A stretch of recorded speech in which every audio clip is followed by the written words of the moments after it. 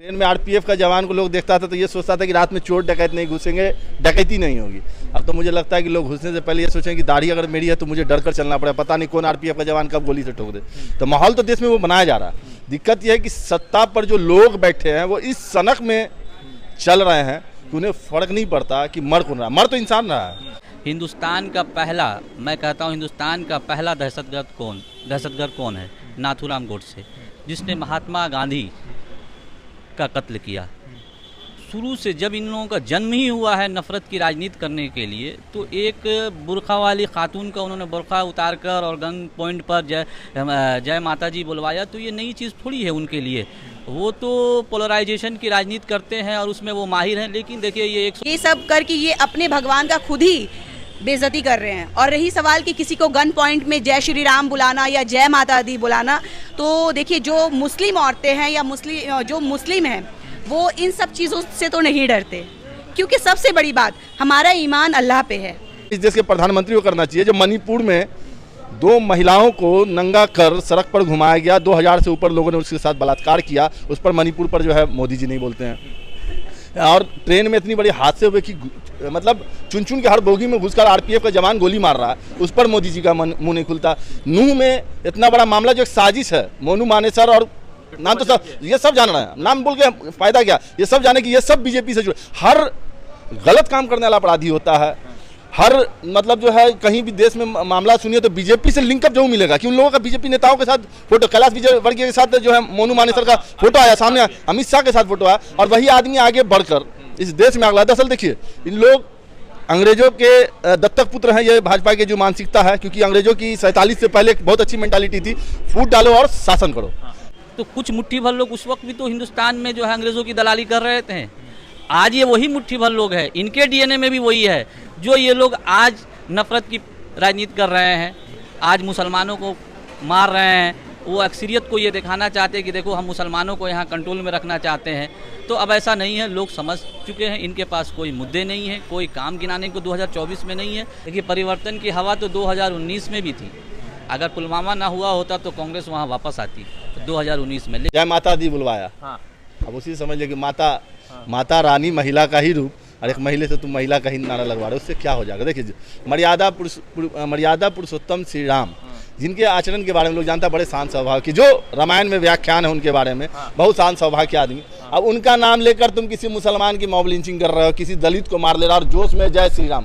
तो जय श्री राम तो दिल से अच्छे से नारा लगना चाहिए। तो वही सोचिए कि आप जय माता दी, महिला हैं, देवी हैं, देवी तो महिला का ही स्वरूप है ना, उसमें तुम एक महिला को ही बुड़के वाली, क्योंकि बुड़के वाली उससे लगा क्या हो जाएगा, भगवान खुश थोड़े होंगे। तो हमारे राहुल गांधी जी जो मोहब्बत की बाजार खोलने में लगे हुए और कहीं ना कहीं ये सक्सेसफुल हो रहा है, लेकिन ये जो बीजेपी सरकार है ये नफरत की इतनी ज़्यादा, इन लोग इतनी गंदगी में उतर गए कि पूरा हिंदुस्तान 140 करोड़ की आबादी कहीं ना कहीं ये नफरत में झुलस रही है, जल रही है। आज मणिपुर में क्या हुआ औरतों के साथ, क्या उनके साथ मोदी जी इंसाफ नहीं कर सकते थे? लेकिन क्या बोला उन लोगों ने, बस 30 सेकंड के लिए उन्होंने कहा, और अपने लिए फोटोशूट के लिए तो वो तैयार रहते हैं, बड़े बड़े जुमलेबाजी के लिए तो तैयार रहते हैं। लेकिन आज मणिपुर अगर जल रही है तो इसके वजह से पूरा हिंदुस्तान कहीं ना कहीं शर्मसार है।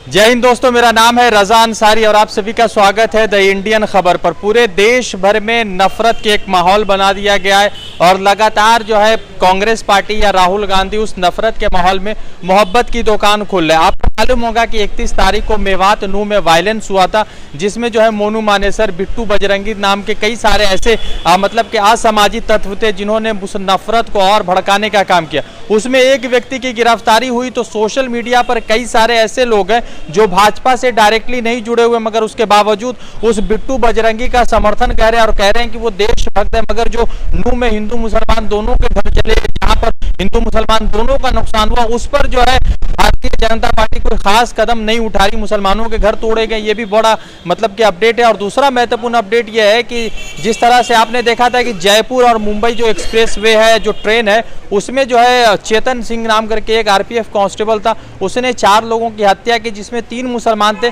उससे एक और अपडेट सामने आया है कि एक बुर्का पहन के एक महिला जा रही थी तो बंदूक के नोक पर उनसे जय माता दी का नारा लगाया गया। पता नहीं जय माता दी का नारा लगवा देने से भगवान कितने खुश है वो तो चेतन जी ही बता सकते हैं, मगर नफरत का माहौल पूरे देश भर में है। जमाल जी है कांग्रेस के पश्चिम बंगाल के इंचार्ज है। तो जमाल साहब, सबसे पहले कि ये जो पूरा देश भर में नफरत के हवा है, राहुल जी के लगातार, खड़गे जी कह रहे हैं कि हम मोहब्बत की दुकान खोल रहे हैं, तो लग तो नहीं रहा है कि मोहब्बत की दुकान का कोई असर हो रहा है?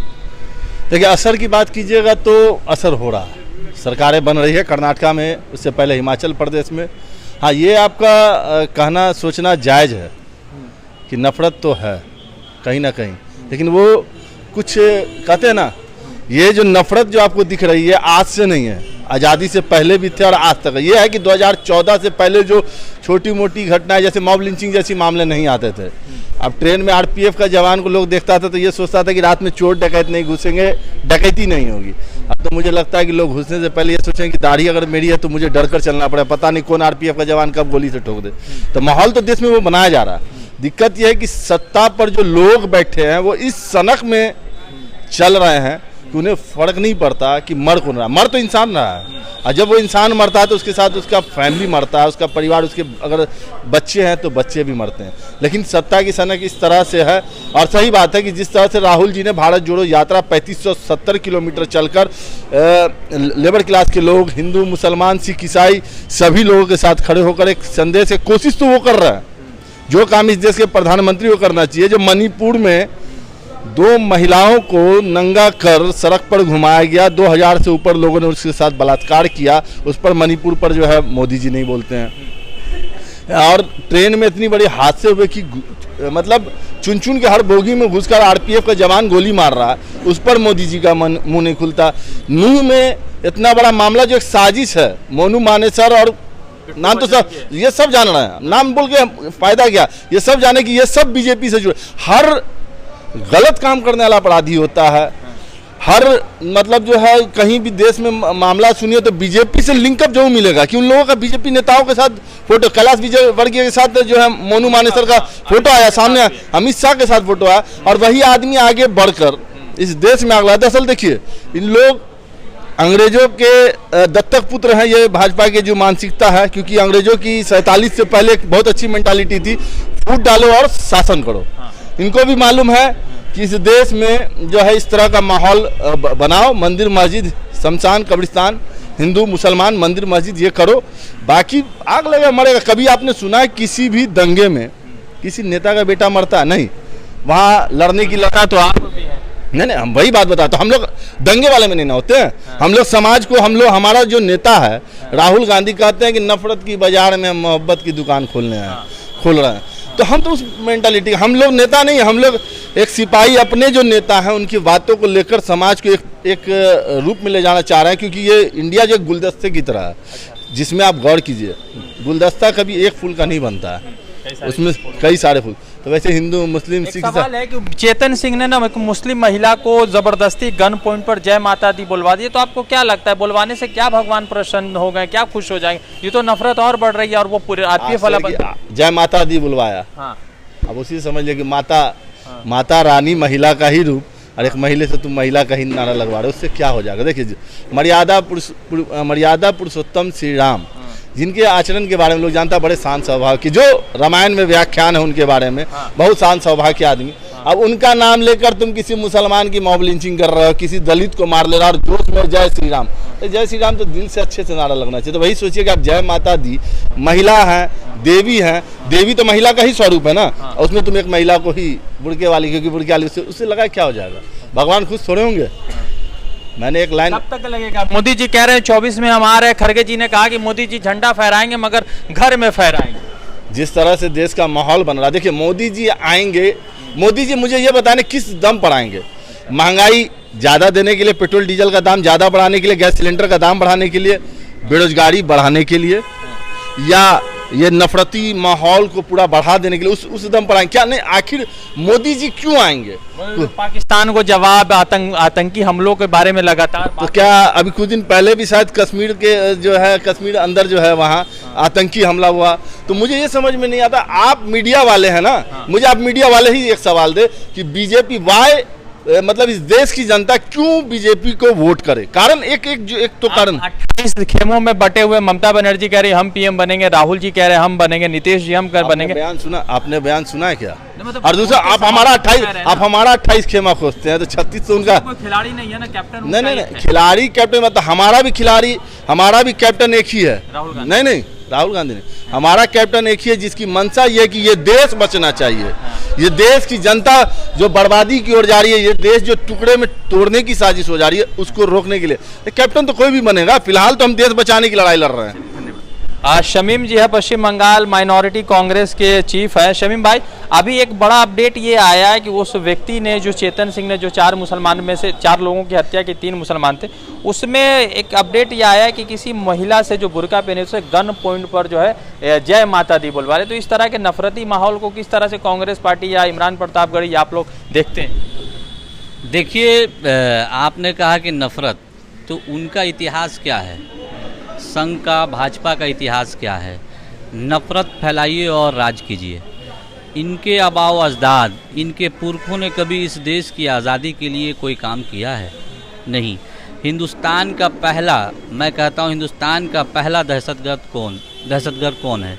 नाथूराम गोडसे, जिसने महात्मा गांधी का कत्ल किया।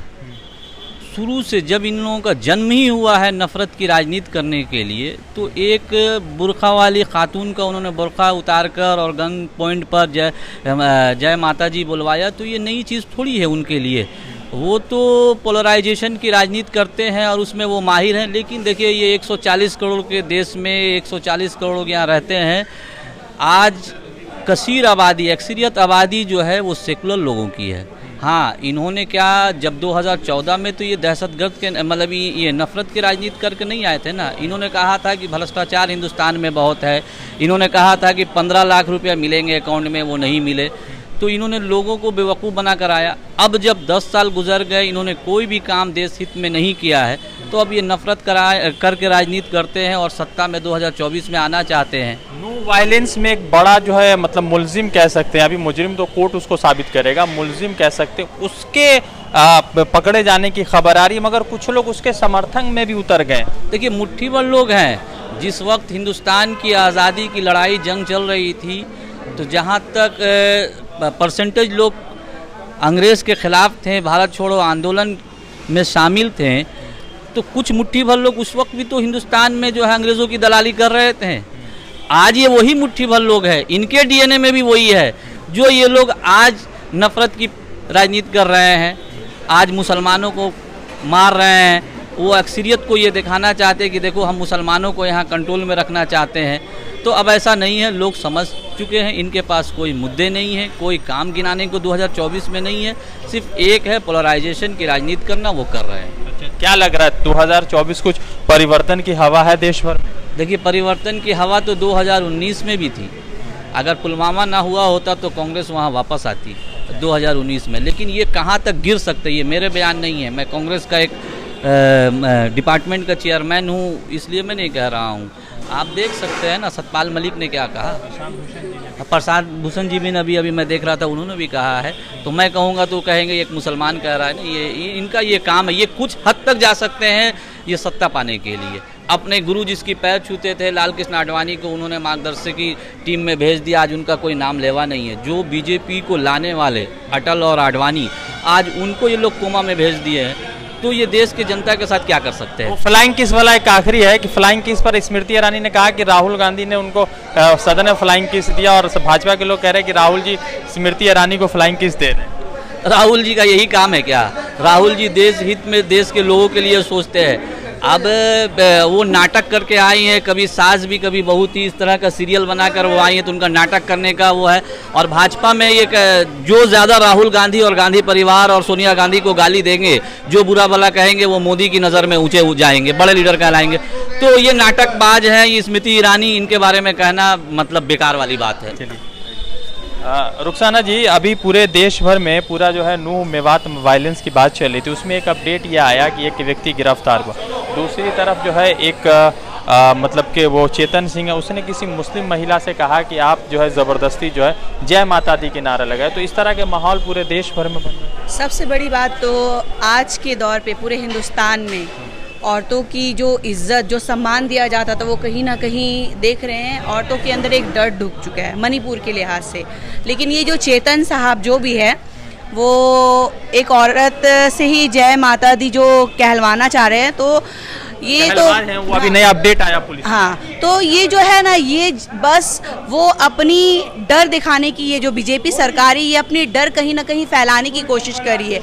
ये औरतों को की बेइज्जती करके ये सोच रहे कि ये आगे बढ़ जाएंगे, या जय माता बोलिए या श्री राम बोलिए, भगवान भी ये नहीं चाहते कि वो ये सब करके ये अपने भगवान का खुद ही बेइज्जती कर रहे हैं। और रही सवाल कि किसी को गन पॉइंट में जय श्री राम बुलाना या जय माता दी बुलाना, तो देखिए जो मुस्लिम औरतें हैं या जो मुस्लिम हैं वो इन सब चीज़ों से तो नहीं डरते, क्योंकि सबसे बड़ी बात हमारा ईमान अल्लाह पे है, ठीक है, और हम इन सब चीज़ों से नहीं डरने वाले। चाहे क्या लग रहा है जो लगातार पूरा देश भर में इस तरह की हवा चली है, तो उससे क्या कुछ हो रहा है, बदल रहा है, क्या कुछ समझ में आ रहा है? बदलाव क्या आएगा? देखिए, एक तो हमारे राहुल गांधी जी जो मोहब्बत की बाजार खोलने में लगे हुए और कहीं ना कहीं ये सक्सेसफुल हो रहा है, लेकिन ये जो बीजेपी सरकार है ये नफरत की इतनी ज़्यादा, इन लोग इतनी गंदगी में उतर गए कि पूरा हिंदुस्तान 140 करोड़ की आबादी कहीं ना कहीं ये नफरत में झुलस रही है, जल रही है। आज मणिपुर में क्या हुआ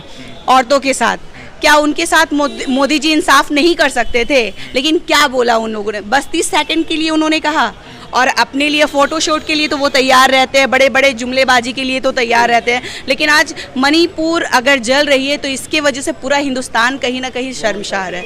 देश भर का सवाल ये है कि नूह मेवात में इतना बड़ा दंगा हुआ, मोनू मानेसर अभी तक जो है गिरफ्त से बाहर है और बिट्टू बजरंगी को गिरफ्तार किया गया। सवाल सबसे महत्वपूर्ण ये भी है कि वो छोटे छोटे इंटरव्यूज़ दे रहे हैं सभी न्यूज़ चैनल को, मगर पुलिस के गिरफ्त से दूर कैसे? क्या पुलिस जो है किसी को पश्तपनाही कर रही है, किसी को बचा रही है, या पुलिस किसी के साथ खड़े होकर किसी इस जो है साजिश को जो है कमज़ोर कर रही है या साजिश को बढ़ा रही है? वो पुलिस के ऊपर भी सवाल उठ गया, क्योंकि मोनू मानेसर दोनों जगह पर, राजस्थान में भी वांटेड है और हरियाणा में भी वांटेड है। अब जब दिल्ली एनसीआर की पुलिस जो है उनको पकड़ने में या उनको गिरफ्तार करने में समय लगी, तो आम जगह का क्या कुछ होने वाला है? वैसे इतना ज़रूर है कि देश भर में मोहब्बत को लेकर जो है लोग बात कर रहे हैं, और नफरत जिस तरह से लगातार जो है देश के अलग अलग हिस्सों में बढ़ी, वो कहीं ना कहीं कम होना और ख़त्म होना बेहद ज़रूरी है। देखते हैं कि देश की जनता 2024 में इसको किस तरह से देख रही है, क्या कुछ जो है जनता जनादेश देने वाली है। रज़ा अंसारी की रिपोर्ट। द इंडियन खबर, सच आपके सामने।